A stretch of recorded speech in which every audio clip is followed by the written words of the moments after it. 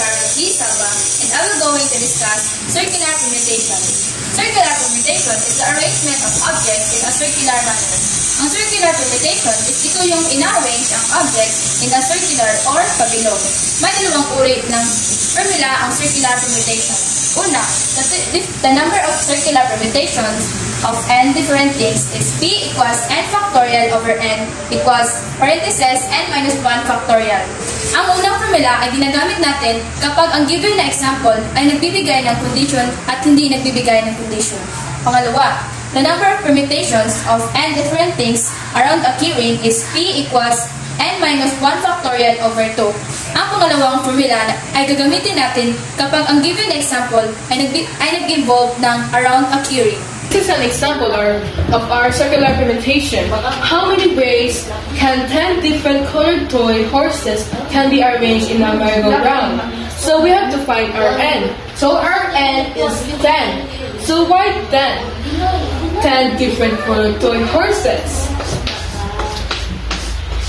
So what is our formula? So p equals n minus 1 factorial. So why this formula? Because our example is not involved our statement. So n, 10 minus 1 equals 9 factorial. So this 9 we have to expand 9 to 1. So 9 times 8 times 7 times 6 times 5 times 4 times 3 times 2 times 1. So we have to times this 9 times 8 times 7 times 6 times 5, 4, 3, and 2, 1. So our answer is 362,880. Another example of circular permutation. In how many ways can 9 people be seated at a round table? So first step, hanapin natin yung n. So n equals 9. Bakit 9 dito? Kasi siya ang binigay na given ng question. Ang gagamitin natin na formula is p equals parentheses n minus 1 factorial.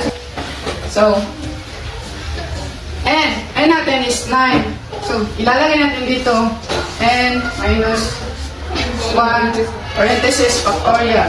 So 9 minus 1 is equals 8. 8 factorial. Nakuha natin ang sagot, gagamitan natin siya ng expand natin tong 8. So plus 8 times 7 times 6 times 5 times 4 times 3 times 2 times 1. So dito na natin makukuha ang sagot. This is 40,320.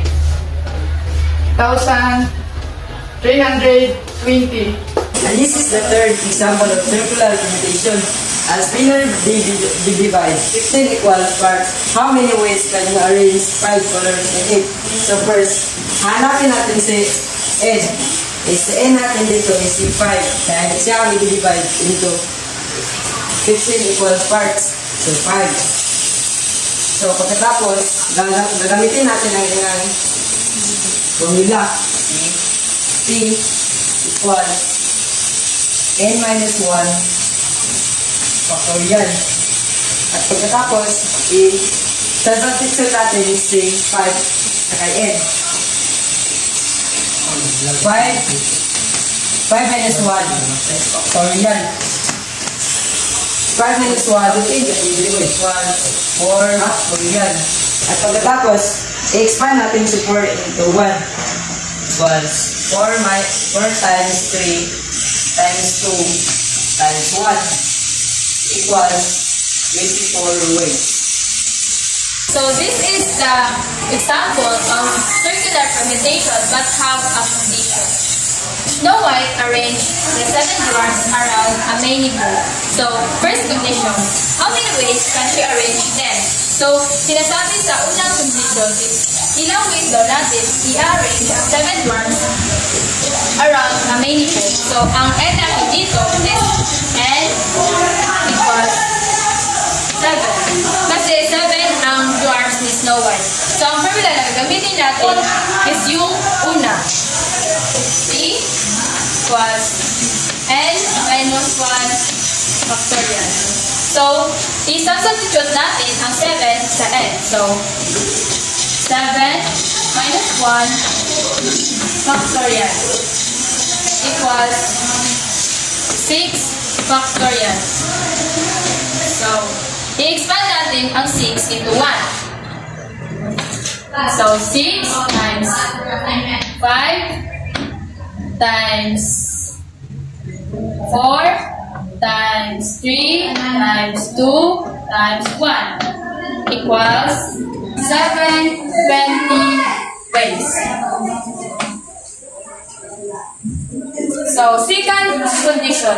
In how many ways can she do it if Doc and Sleepy are being together?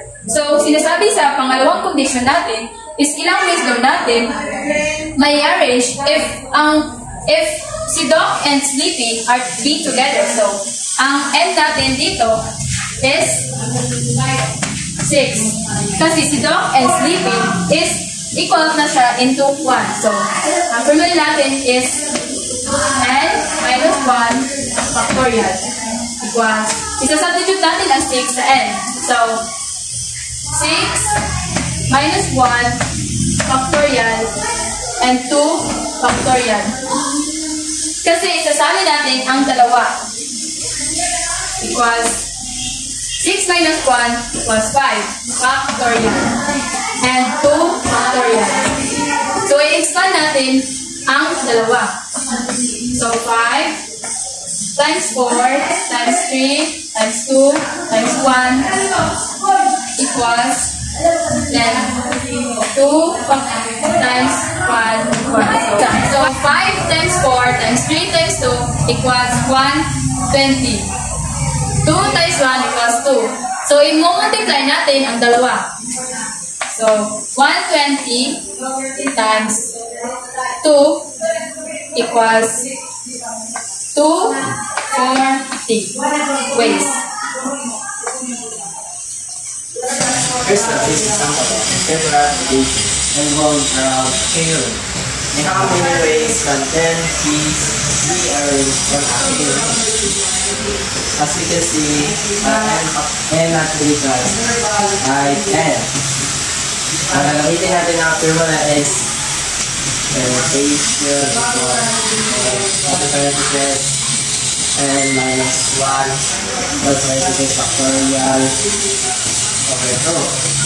Ang mangyari dito ay ang 10 ulit substitute natin dito sa n. So, 3 equals over parentheses 10 minus 1 over 2. So, equals 9 factorial over 2.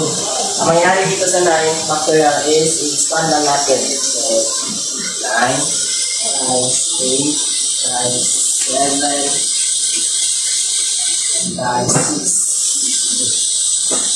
times 5 times 4 times 3 times 2 and times 1 over 2. So, atin na lang siyang multiply.